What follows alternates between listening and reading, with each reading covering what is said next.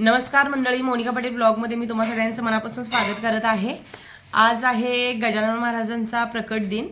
तर आज आमच्या घरी आम्ही 5 किंवा 7 मुलांना जेवायला वाटतो। झुणका भाकरीचा नैवेद्य असतो त्यांचा। आणि पहिल्यापासूनच आमच्या घरात गजानन महाराजांचं सगळं करतात, त्यांचं वाचन करतात, त्यानंतर मुलं वाढतात आणि जमल तसं म्हणजे 11-21 गुरुवार करतात। आणि 11-21 गुरुवार करून झुणका भाकरी गुरुवार पूर्ण झाल्यानंतर झुणका भाकरी मुलांना वाढलं जातं आणि म्हणजे जमेल तशी आपल्या इच्छेनुसार त्यांना दक्षिणा द्यायची। गण गण गणात बोते। आम्ही ठरवलं होतं की 6 बरोबर मुलांना वाढायचं, पण मम्मीच्या धारा असतात आणि मम्मीला आज रविवारचा बाजार देखील होता, त्यामुळं वेळ झाला यायला शेतातनं। मग आम्हीच सगळं उरकलं। आमच्या बहिणींची सारखी भांडणं असतात, मग मी काय गेलोच नाही काय करायला, मी बाळाला घेऊन बसलो होतो। ह्या दोघी मिळून आवरले आणि आजीनी मदत केली।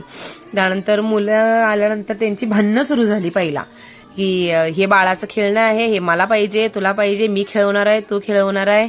एक जण कोण गप्प बसत नव्हते आणि एक जण यायचं होता, त्याच्यासाठी आम्ही थांबलो होतो ताटं करायचं। आणि इकडे तोपर्यंत कर्ण आणि शिवची भांडणं लागली। कर्णला ते पाहिजे होतं आणि शिव सोडत नव्हता। सगळं आवरायला आम्हाला 7:30 वाजले आणि 7:30 वाजता सगळी मुलं जमा झाली आणि त्यानंतर ह्यांची मजा मस्ती सुरूच होती आणि ऐकत नव्हती।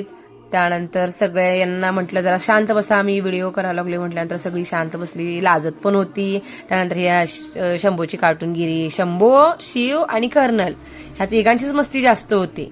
त्यानंतर हे 2 समर्थ, एक किल्दारांचा समर्थ आणि एक चव्हाणांचा समर्थ, यांची मस्ती काय थांबत नव्हती। त्यानंतर शिवानी आयुष्यतीन ताटं करायला घेतले त्यांनी आणि 21 किंवा 11 गुरुवार आपल्याला जमते तसं करायचं आणि नॉनव्हेज काय खाल्लेलं चालत नाही, त्यामुळे नॉनव्हेज नाही खायचं 11 किंवा 21 गुरुवार पूर्ण होईपर्यंत।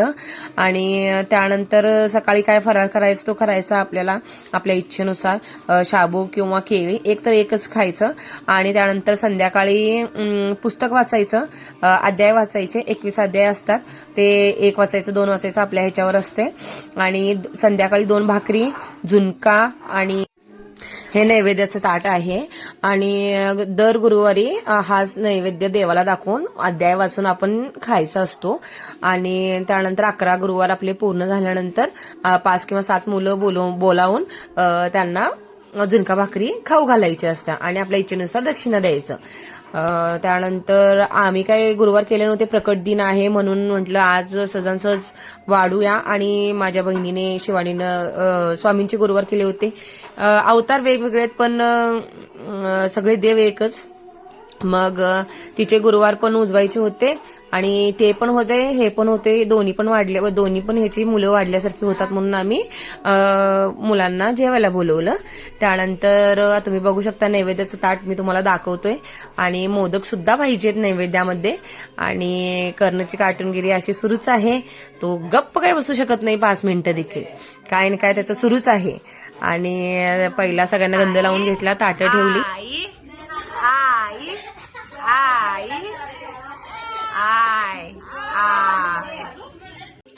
मोदक आणि सोजी दोन्ही आम्ही केलं होतं, 21 मोदक केले होते, मोदकाचा मान असतो त्यामुळे।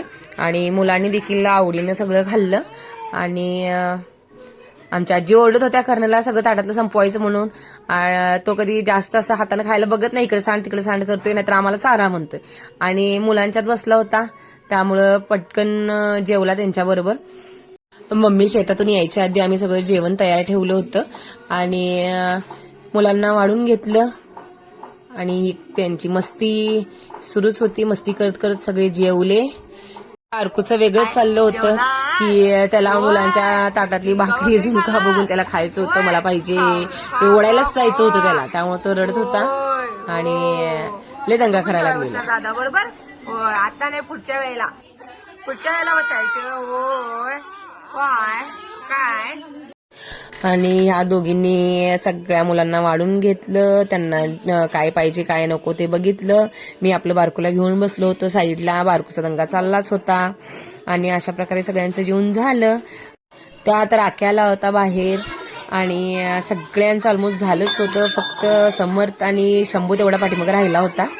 आणि सगळ्यांच्या गप्पा चालल्या होत्या. शंभू काय उलटच बोलत होता, कारण शंभूला पाहिजे होती सोजी, तो म्हणतोय जिशो द्या मला. आणि मजा करत मस्ती करत त्यांना कधी पटापट त्यांचं जेवण झालंय त्यांना समजलंच नाही. आणि परत राख्या आला आणि राख्याला पाहिजे होती भाकरी, आणि रोज येतोय तो. त्याला भाकरी घातली, किती उशीर थांबला होता तो. आणि त्यानंतर मग सगळ्या मुलांचं जेवण तोपर्यंत झालं होतं. या शंभूची वाट बघत होते सगळे, कोणाला काय पाहिजे कोणाला काय नको ते बघितलं. आणि ज्यांना जे नको होतं ते एका बाउलमध्ये द्रोणमध्ये काढलं, कारण तो प्रसाद होता त्यामुळे तो त्यांच्या घरी आम्ही दिला. आणि सगळ्यांचं जेवण झाल्यानंतर कर्णला दक्षिणा द्यायला सांगितले, आणि सगळ्यांना दक्षिणा देऊन कर्ण पाया पडत होता. आणि सगळ्यांना दक्षिणा देऊन झाल्या. आणि असेच नवनवीन व्हिडिओ पाहण्यासाठी आमच्या चॅनेलला नक्की सगळ्यांनी सबस्क्राईब करा, व्हिडिओला लाईक करा, शेअर करा आणि कमेंट करा. थँक्यू, धन्यवाद.